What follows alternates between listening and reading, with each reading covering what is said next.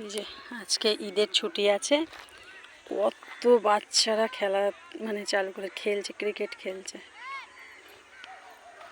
প্রচুর মাঠ ভরে আছে আজকে। ওইখানে বাচ্চা কিলকিল করছে, এই যে এগুলো সব বাচ্চারা খেলছে।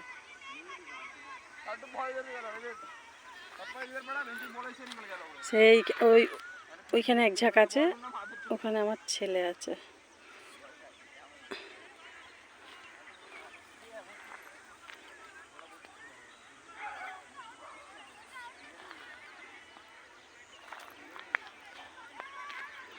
আকাশটা খুব সুন্দর লাগছে আজকে, দেখো।